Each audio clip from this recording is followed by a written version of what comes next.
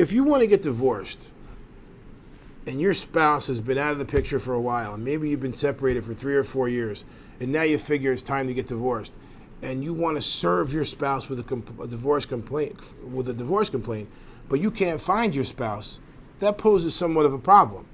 Now, the way the court handles it is if your spouse has been incognito for many months, many years, and you have no idea where your spouse is, there are ways to establish attempted service.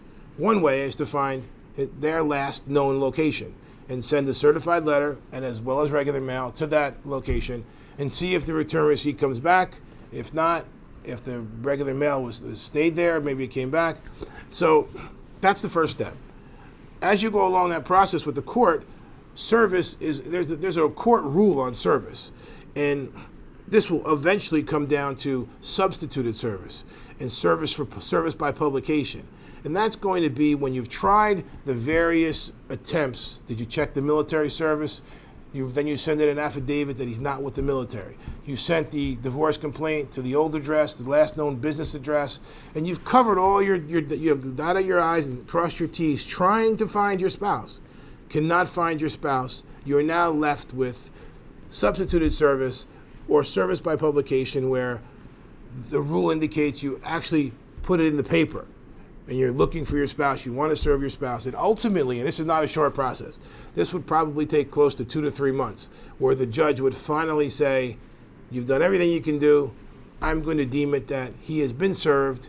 35 days are going to run before he has to answer the complaint. If he doesn't answer the complaint with a counterclaim, an appearance, or an answer within 35 days, you can then file for default. If you file for default, he is your spouse who you cannot find, he or she will now not participate in your divorce. After a certain time frame, you'll enter a notice of equitable distribution with the judge, which is really your wish list of everything you want from the divorce. The judge will look at it, indicate what they believe is fair and appropriate, and then grant you your divorce without participation by your spouse. That's how that happens. I'm simplifying this. If this is a situation that you're in, it is going to be frustrating. It can also be costly. But ultimately, you would get a divorce with your spouse not participating.